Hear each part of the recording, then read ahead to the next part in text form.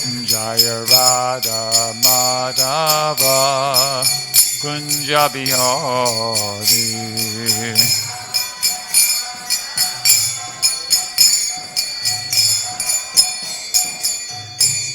Jayam Vishnupad Paramahansa Parvadagacharya Sotara Sata Shri Srimad His Divine Grace A.C. Bhaktivedanta Swami Srila Prabhupada Ki Jai. ISKCON BBD Founder Charya Srila Prabhupada Ki Jai. Jayam Vishnupad Paramahansa Parvadagacharya Astotara Sata Shri Srimad's Divine Grace Bhakti Siddhanta Saraswati Goswami Maharaja Ki Jai. Namacharya Shri Haridas Thakur Ki Jai. Prem se kaho Shri Krishna Chaitanya Prabhu Nityananda Shri Advaita Giridhar Shri Vasudeva Gaura Bhakta Vrinda Ki Jai. Shri Shri Radha Krishna Go Gopinath Shyamakunda Radhakunda Giri Govardhan Ki Jai. Vrindavan Dham Ki Jai. Navadip Mayapur Dham Ki Jai. Ganga Jamuna Maya Ki Jai. Tulasi Devi Maharani Ki Jai. Samaveda Bhakta Vrinda Ki Jai. Harinam Sankirtana Ki Jai. Brihat Madanga Ki Jai. All glories to the assembled devotees, all glories to the assembled devotees, all glories to the assembled devotees. All glories to Sri Sri Guru and Gauranga, all glories to Srila Prabhupada.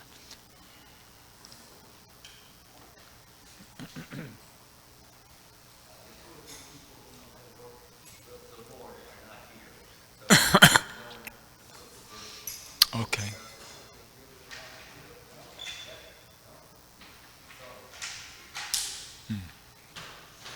Om Namo Bhagavate Vasudevaya. Om Namo Bhagavate Vasudevaya. Om Namo Bhagavate Vasudevaya. So it's been brought to my attention that we have no electronic board today. All right, well, we'll do the best we can. Paranushaktam tapaniyopakalkam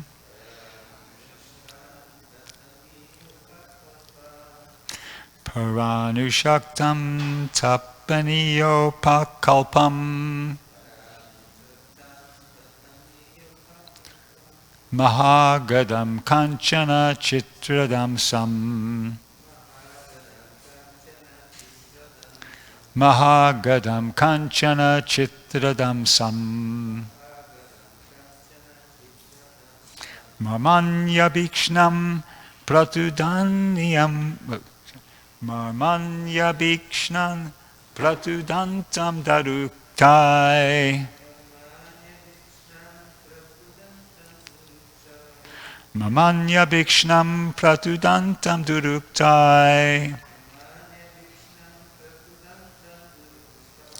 Prachandamanyu prahasam stam lababase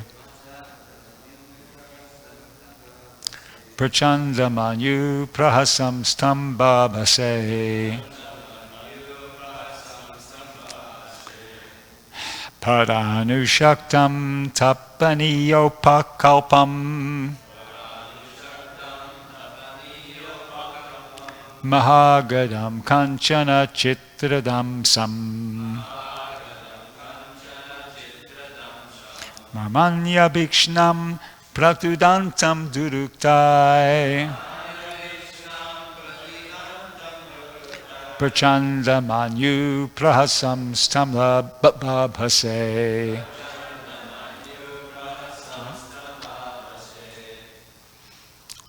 Others.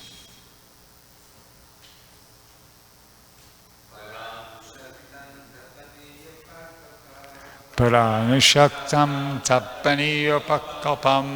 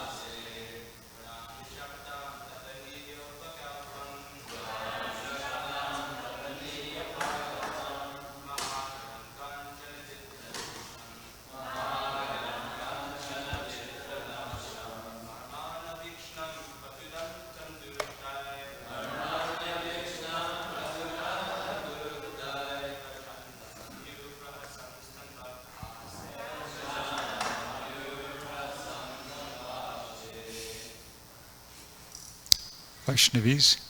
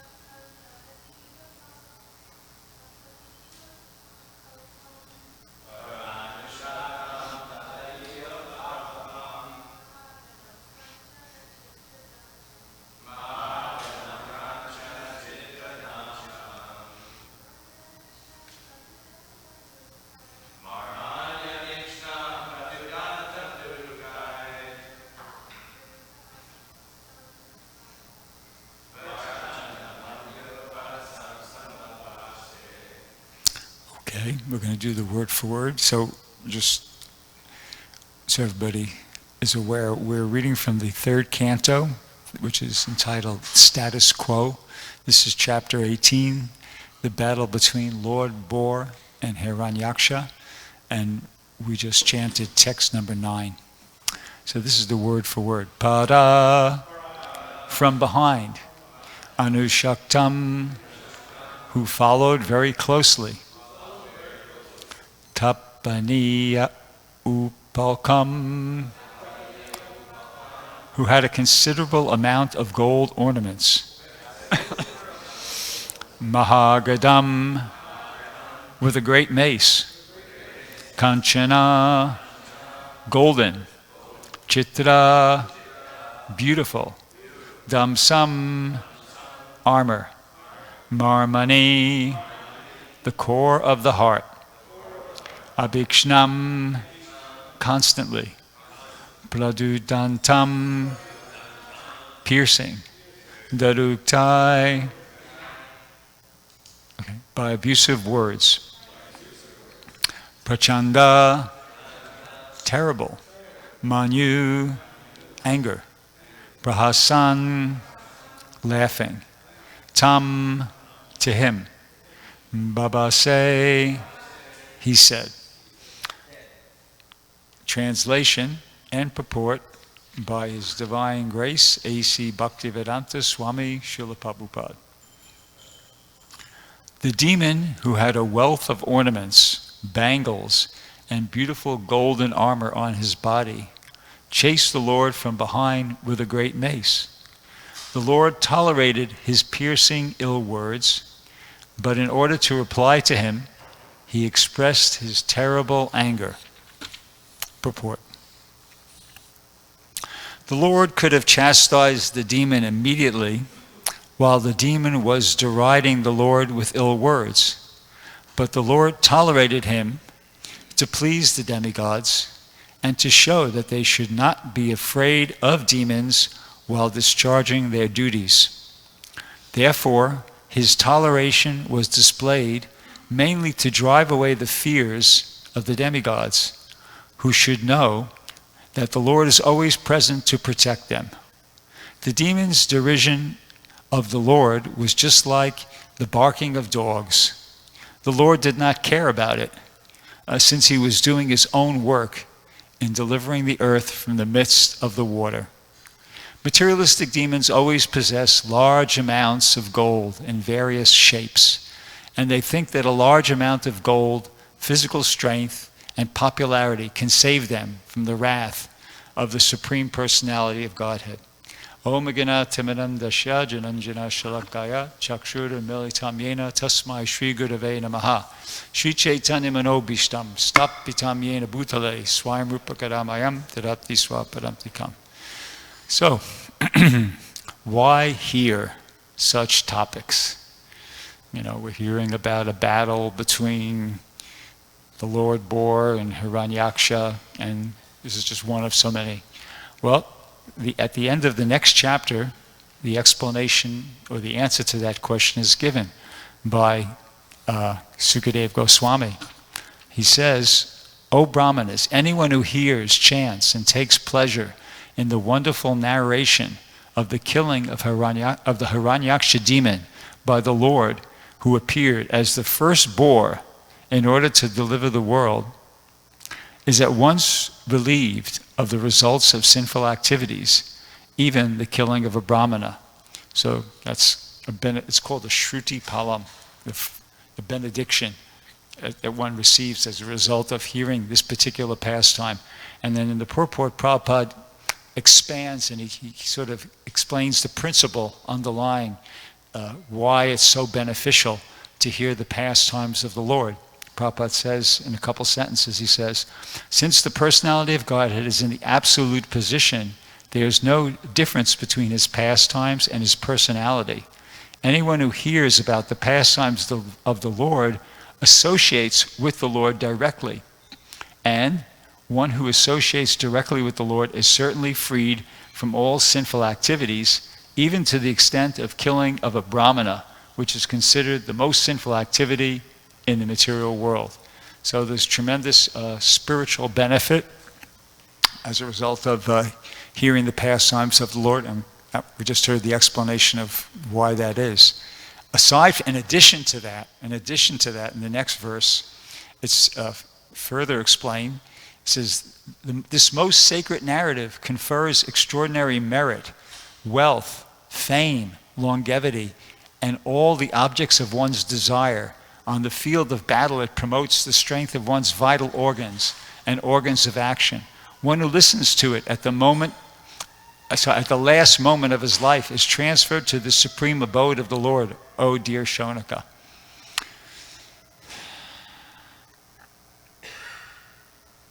So in the purport, Prabhupada elaborates upon that. But the idea is that there's immense benefit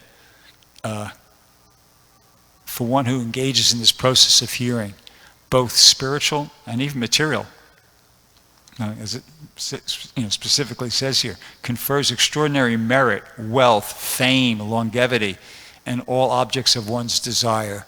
So it's like a total win-win type of program, hearing about the pastimes of the Lord. One benefits materially and one benefits spiritually.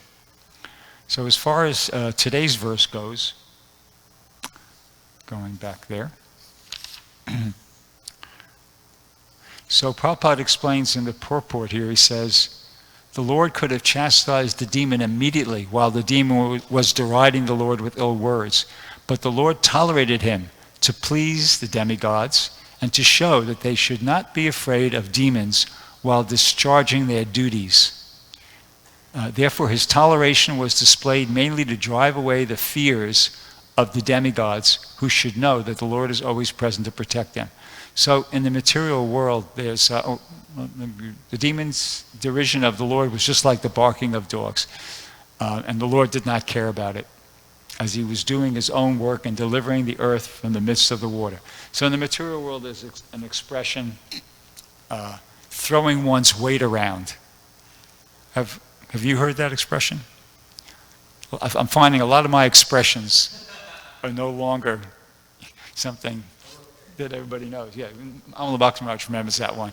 Throwing one's weight around. So that's the demons, people who are, demons are predominantly influenced by the modes of passion, ignorance, and they have a tendency to do that. They like to throw their weight around, you see? So that's what's going on here, Hiranyaksha is throwing his weight around, and Lord Varaha is demonstrating that, I'm not fazed by it. And he's showing the demigods. Prabhupada points out in the purport, the Lord tolerated these deriding words of Hiranyaksha to please the demigods, to show they should not be afraid of the demons while discharging their duties. So Prabhupada gave an example of that once as well. It was a nice situation. It was in London, and it was one of the early Rath Yatras. I don't know if it was the first Rath Yatra or not, but it was a very early Rath Yatra. So a huge number of devotees assembled, and London has a big Indian population as well. So it wasn't just like Western devotees; it was like a huge Indian population, and they know what Rath Yatra is all about. So, and this, I think it was the first one, because what happened was this huge group of people were there, and the Rath carts were there, and then the kirtan started up, and the processions, starting to roll, so to speak, literally, and the bobbies, that's what they call the police over there. The bobbies were kind of getting all worried, wait a second, this is like going to get out of control here, and they went to, I don't know if I heard this story from Dhananjaya or Revatinandana or maybe even Naranarayan, I can't remember, but they went to some of the devotees. They approached the devotees and said, hey, whoa, you guys can't do this. This is going to get out of control. And they said, who's in charge? And they pointed to Prabhupada. So the bobbies went up to Prabhupada. Prabhupada was in the procession with everybody else. He wasn't, sitting he was just in the procession with everybody else, and he was chanting. And, and the procession had started. Things were moving at this point. So they approached Prabhupada, and they, with their concerns, started trying to talk to him. Said, "Sir, blah blah blah blah blah blah blah. This can't happen because this crowd's going to get out of control. It's, there's too many people here." And Prabhupada just ignored him. Right? You remember? You've heard this story. Anybody else heard this story? Nobody? It's on the memories. Anyway, Prabhupada just ignored him. He just kept chanting, and he just kept walking. And nothing happened. They didn't. No further action was taken on the part of the bobbies. They didn't kind of like escalate their, warnings or do anything else. There was no, no enforcement. So Prabhupada demonstrated, on this occasion that, sometimes you just, I don't know if this expression came from Prabhupada, but there's an expression: the dogs may bark, but the caravan passes. So Prabhupada kind of, demonstrated that. Let them bark. They were barking. But Prabhupada was not fazed by it. He just decided, okay, whatever. I'm not going to distract myself from the chanting. Everything's fine. Nothing to worry about. These guys are just throwing their weight around. Let them do their thing, and I'm just going to keep chanting and keep walking, which is exactly what he did, and everything was fine. So it's like that. It's the material world. I experience that sometimes on college campuses. Sometimes you're all set up, and some, police or some college officials come by and say, do you have permission to do this? Have you been to the office, or you're not selling anything, right? You can't take any money out here, right? They don't know what they're talking about. Magendra, who's a First Amendment attorney, and Amarendra, they both, according to the Constitution of the United States, it's public, we're allowed to be there, we're allowed to ask for donations, we're allowed to sell religious literature, but they just want to throw their weight around. So we just have to humor them, basically. Just, yes, yeah, right, thank you, sure, whatever you say. Bye-bye. And then they just walk off, and there's no enforcement. It's just another example of that. But Prabhupada gave the great example, of course. Prabhupada just showed that he didn't get flustered. He didn't get, kind of like react to them and get into no, he just kind of kept chanting and kept going, and everything was fine. So that's, sort of like a modern day example of. Right.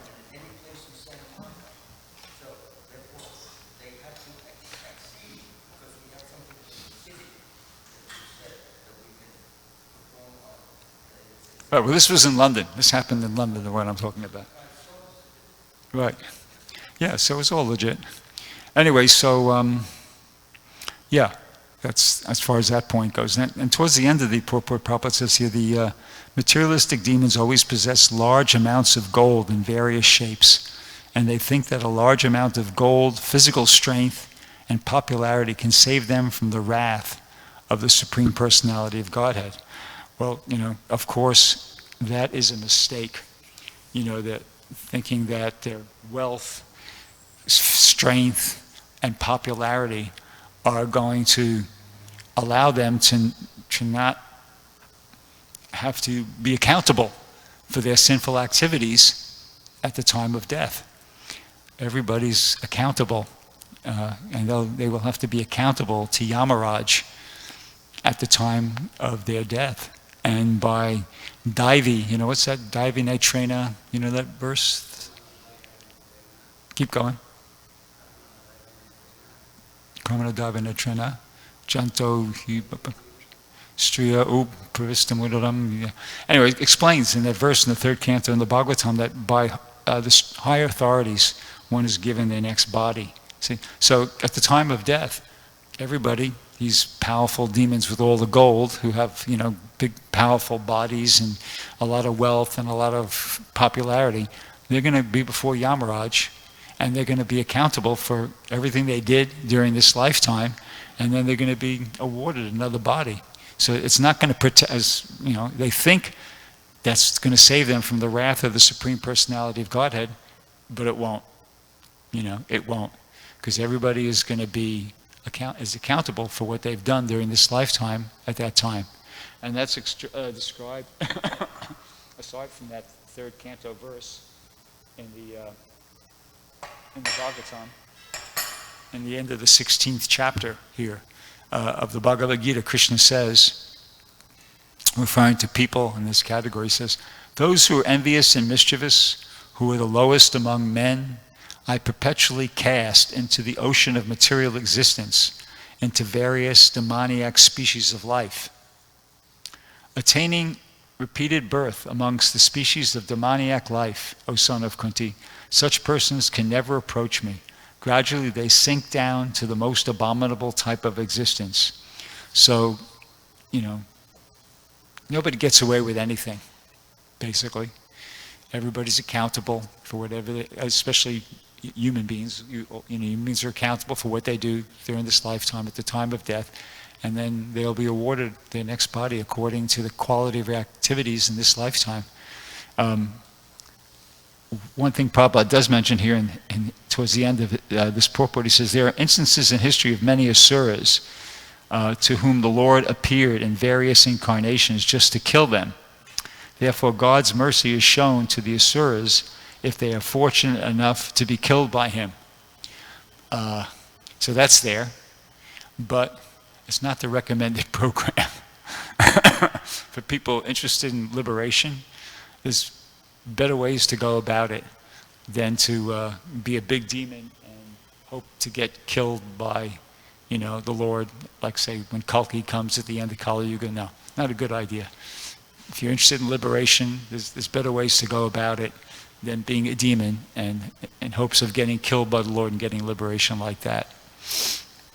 So I'll stop there. Does anybody have any question? Okay, thank you very much. Oh, question, yeah.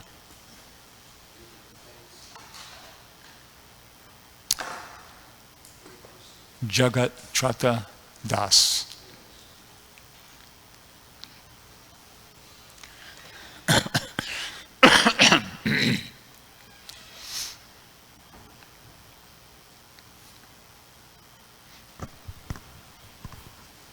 Hare Krishna, Bhrgupati Prabhu.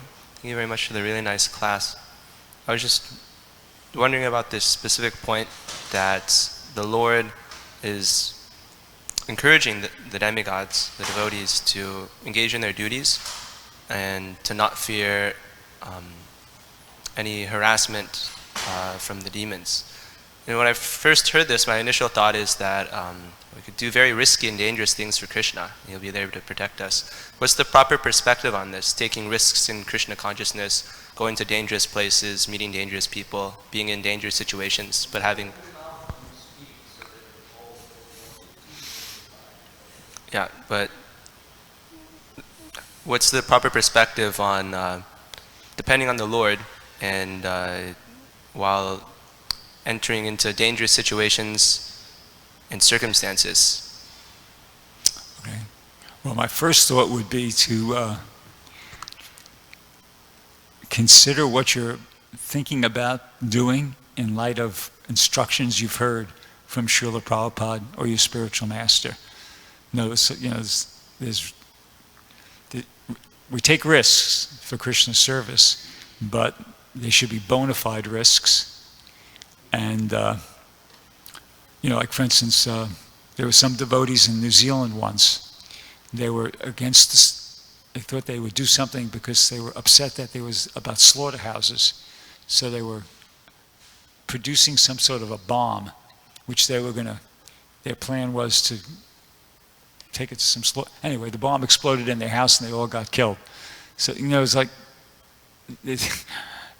there's times when it's inappropriate. You have to think, well, I'm thinking of taking this risk, but what would Prabhupada say? That's a good way to do it. What would Prabhupada say about me doing this? Would Prabhupada approve of me doing this? Would he be pleased by my doing this or not? And, that's like a good way to approach it. And also to think if you can remember some specific instruction on this subject. But yeah, it is, and then you could also do what's called a risk-benefit analysis. Well, here's the risk I'm thinking of taking.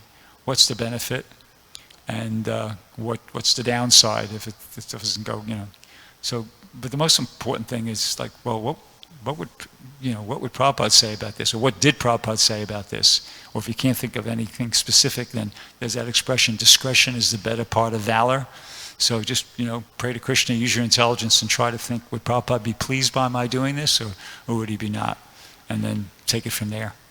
And if you have an opportunity, you could also consult other devotees, senior devotees, if they're available, get some kind of feedback from other devotees as well to make sure your intelligence is kind of working along the right lines there. Satyanarayan, you want to say something?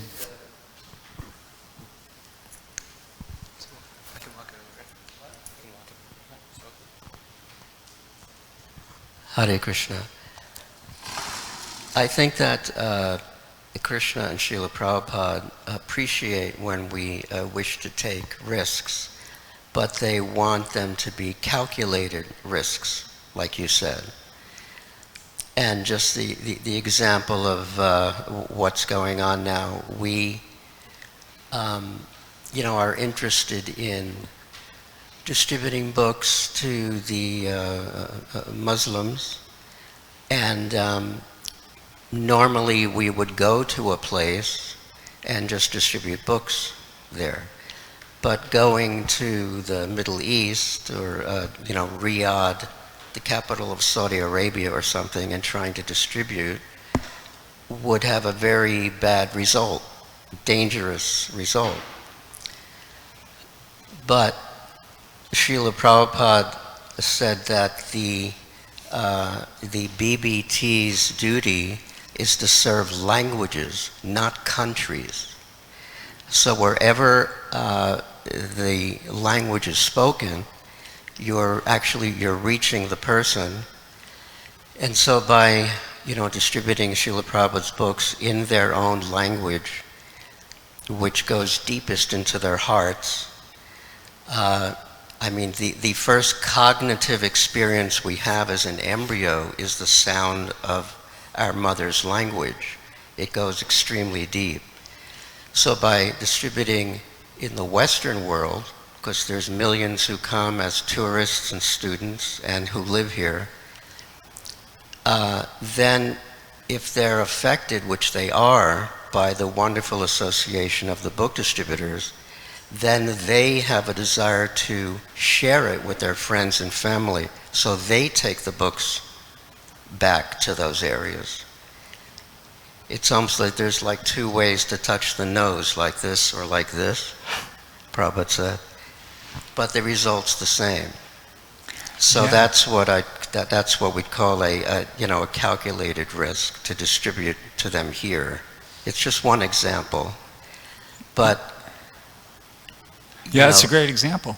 Yeah, just in some calculated, a little bit of intelligent risk taking is, I think, very much appreciated. Look what Prabhupada did. Yeah. So You just gave me a realization on the power of the words of the spiritual master when you made that statement about Prabhupada said, the BBT's business is to serve languages, not countries. And you said that, and I just went, I just experienced like a paradigm shift in my head about my whole attitude towards foreign language books. Yeah. If Prabhupada said that, if that's what Prabhupada said, okay. That's a whole different story, you know? Thank you. That was a really nice example, and thank you. That's a bona fide quote, right? Yes. Prabhupada said, the BBT's business is to serve languages, not countries. Well, thank you. I wasn't aware of that. Yeah, we have lists of languages, not countries. Right. Yeah, it's a very important statement and understanding. Satchidananda Prabhu. Yeah, thank you, Prabhu. A verse came from the Bhagavad Gita that Krishna says that in all activities, just depend upon me and work always under my direction. In such devotional service, be fully conscious of me. So we see that actually in Srila Prabhupada, there are so many examples and how faithful he has that he had to take risks in so many areas. For example, you know, the famous Yuhu project. You read that book that Giriraj Maharaj wrote, it's like no one else will do what he did. Something that is unthinkable. He didn't have any power, materially speaking, with the authorities, big personalities, judges, you know, governmental people against him, but he had that faith and that conviction. But at the same time, he had the purity, of course, the purity, the faith, and that he achieved everything. Many devotees actually were trying to kind of discourage Prabhupada. It's like, what are we doing here? Why? So the practical example of this will be that I'm thinking myself, if we're not at that level, if you think you're going to take a risk, like both of you mentioned, a calculated risk, always with the advice of other senior devotees will be advisable. Otherwise, you know, fanatically can be disastrous. It can be actually a chaos, thinking, oh, I'm going to do this for Krishna because Krishna wants. But actually, it might not necessarily be. It might be your immaturity or maybe fanaticism. I remember one time one devotee, this is just a small thing, but we were on the freeway and we were going to go to distribute books in some place in Pomona, but the freeway was packed, and this devotee is a Prabhupada disciple, so I'm a Bhakta, so I don't know, I'm just do whatever he wants. He said, Prabhu, pray to Krishna. I said, what are you going to do, Prabhu? He says, we're going to go in the, you know, the last lane, the one that you don't supposed to drive. I said, no, Prabhu, don't do that because you're going to get a ticket. He said, no, just pray to Krishna. We're going to take the risk. I thought, my God, this is crazy. So this is, you know, the example of someone who fanatically and mature misused the word, the risk, but actually is not appropriate. It was not the... Did he get a ticket? Very advisable. So, you know... What happened? Did he get a ticket? What do you think? Yeah. Hare Krishna. Okay. Anybody else? Any questions? Oh, Prabhu, I just want to mention another thing. Actually, there was one example of Srila Prabhupada also sometimes in Bombay when there was a big program and there was a small group of some party, I think it was Communist Party, who was trying to disturb Prabhupada's preaching program, and they were throwing chairs everywhere. And Prabhupada asked, what is that? He says, some people are doing this and that because they're not very happy for, you know, the presentation. They were, I think, communists. And Prabhupada very, you know, like patiently, he just switched the speech and started chanting, Govindam Adipurusham. So he carried on with his duty, kind of ignoring, but at the same time, you know, with faith in Krishna. And he pacified those people. They just throw away. Yeah. Hare Krishna. Okay, thank you. Grantaraj Srimad Bhagavatam Ki Jai, Srila Prabhupada Ki Jai.